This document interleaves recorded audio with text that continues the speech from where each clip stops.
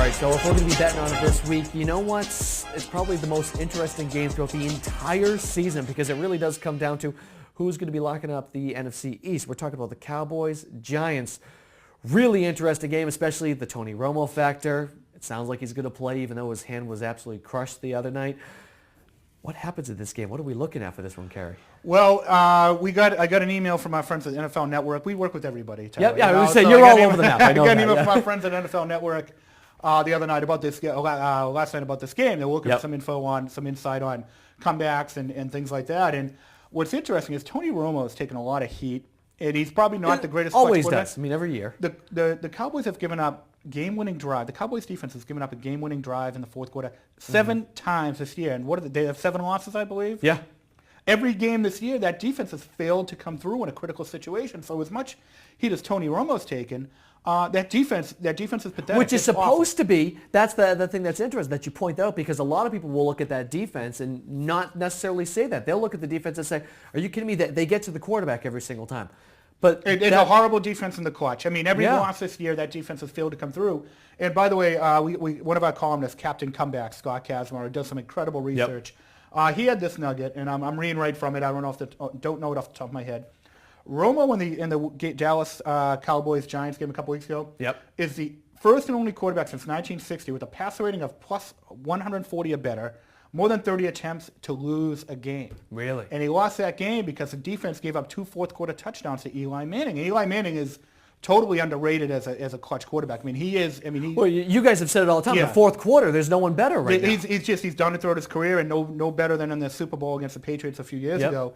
But that defense, you take that game that the Giants won, was a perfect microcosm of who the Cowboys are this year. Yeah. They're a talented team that doesn't come through in the clutch.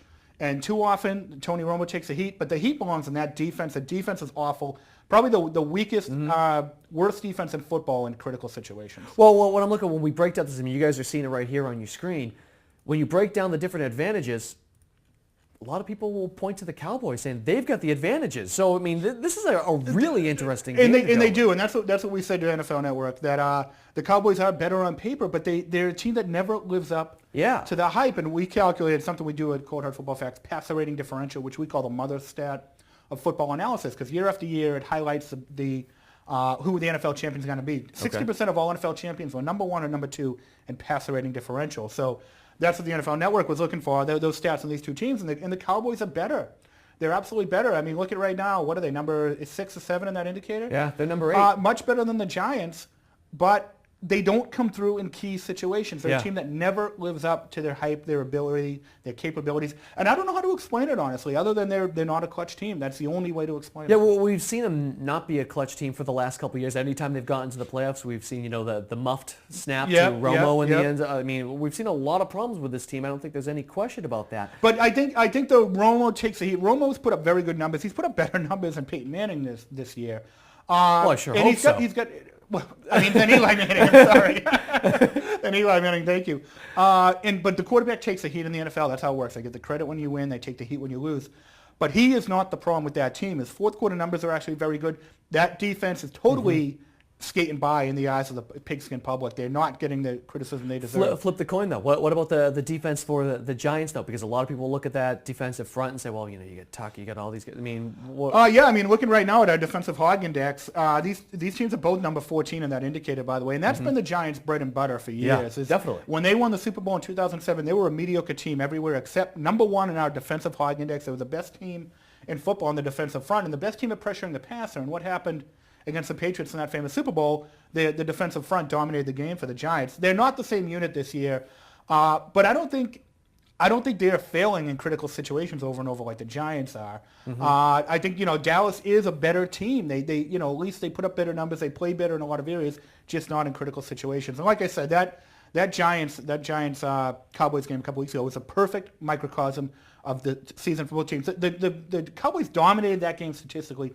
Tony Romo threw 4 touchdown passes, 0 interceptions. He had a monster day. Eli Manning did not play well all day. He had an interception. Then what happens in the big moments, he came through the 2 big drives, ends up with, I believe, both with touchdown passes in the fourth quarter. And that's why it was a perfect example of a clutch quarterback facing a terrible, whatever the opposite of clutch is, defense in the Cowboys. Does that mean we talk about critical time frame for the team? Well, this is a critical game. So this is going to be a big pressure game for this entire team. It's a playoff game. We saw it last year in 2010 when the Rams and Seahawks played in basically in Week 17 for the right to win the to win the NFC West and go into the playoffs. The winner went on, the loser sat home, and that's what's going to happen in this game. So it's playoffs a week early. It's kind of an early gift for us football fans.